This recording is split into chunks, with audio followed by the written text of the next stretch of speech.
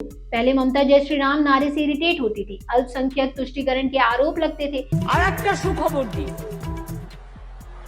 জানুয়ারি মাসের second week north Bengal থেকে আমি দেখতে পাচ্ছি সঞ্জয় টিবরেওয়াল এবং দুগাড়ের সহ অনেকে এসছেন।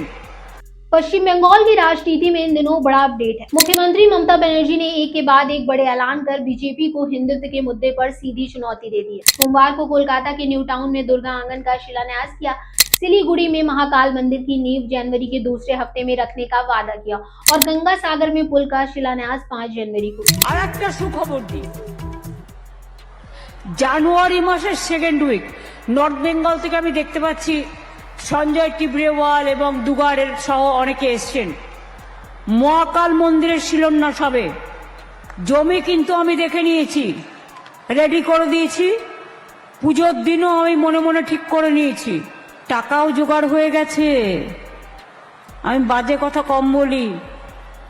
এই যে দুর্গা মন্দিরের ট্রাস্ট ইতিমধ্যেই যা টাকা জমা পড়েছে তাতে আমার মায়ের মূর্তির দাম উঠে গেছে।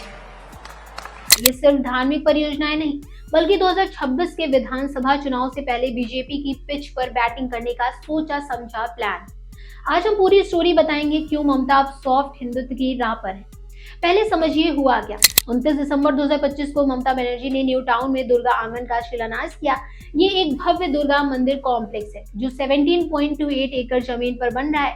करीब 2 लाख स्क्वायर फीट एरिया में ये फैला प्रोजेक्ट एक साथ 1 लाख श्रद्धालुओं को जगह देगा। मुख्य गर्भगृह की ऊंचाई 54 मीटर होगी, जिसमें 108 देवी देवताओं की मूर्तियां और 64 शेरों की प्रतिमाएं होंगी। ममता ने कहा, यहाँ 365 दिन मां दुर्गा की पूजा होगी, रोज प्रांगण होगा, सांस्कृतिक कार्यक्रम होंगे, दुकानें खुलेंगी और हजारों लोगों को रोजगार मिलेगा। यूनेस्को ने दुर्गा पूजा को इंटेलिजिबल कल्चरल हेरिटेज का दर्जा दिया है, इसलिए बंगाल की संस्कृति को संरक्षित करने का बड़ा कदम है। इसी मौके पर ममता ने 2 और बड़े ऐलान किए। पहला, सिलीगुड़ी में महाकाल मंदिर, भगवान शिव का मंदिर की नींव जनवरी के दूसरे हफ्ते में रखी जाएगी। ये ऐलान असल में अक्टूबर 2025 में हुआ था, जब ममता दार्जिलिंग की बाढ़ प्रभावित इलाकों का दौरा कर रही थी। वहां महाकाल मंदिर दर्शन के बाद उन्होंने कहा था कि सिलीगुड़ी में एक भव्य महाकाल मंदिर बनवाएंगे, जिसमें क्षेत्र की सबसे बड़ी शिव प्रतिमा होगी।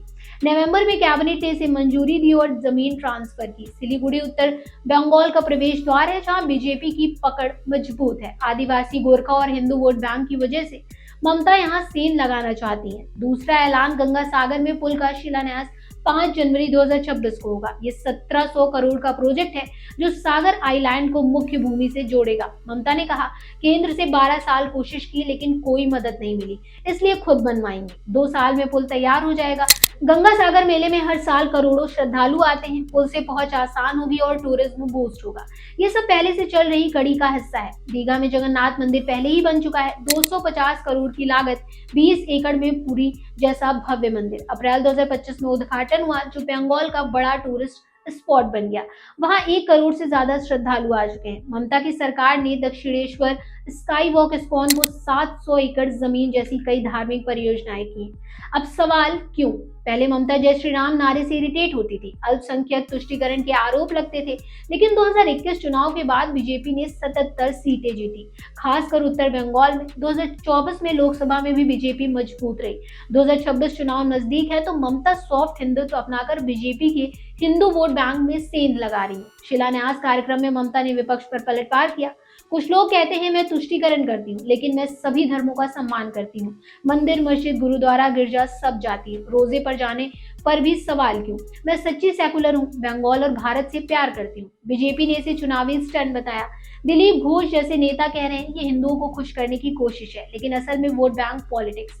कुछ एनालिस्ट कहते हैं ममता बीजेपी की ध्रुवीकरण की राजनीति को बैलेंस कर रही है। हिंदू वोटरों को भरोसा दे रही है कि टीएमसी हिंदू विरोधी नहीं, टूरिज्म और रोजगार का एंगल भी है। 2025 में बंगाल विदेशी टूरिस्ट में दूसरे नंबर पर था। 2026 में पहला बनने का लक्ष्य। दुर्गा पूजा से 70 से 80 हजार करोड़ का कारोबार होता है। दोस्तों, बंगाल की राजनीति अब आर पार की लड़ाई बन गई है। ममता बीजेपी को हिंदुत्व पर वॉकओवर नहीं देना चाहती। क्या ये रणनीति काम करेगी? आप अपनी राय कमेंट बॉक्स में जरूर बताइएगा। और अगर आपको ये वीडियो पसंद आया हो तो लाइक करें, शेयर करें और चैनल को जरूर सब्सक्राइब करें। मिलते हैं फिर एक ऐसे ही अपडेट के साथ, तब तक के लिए गुड बाय।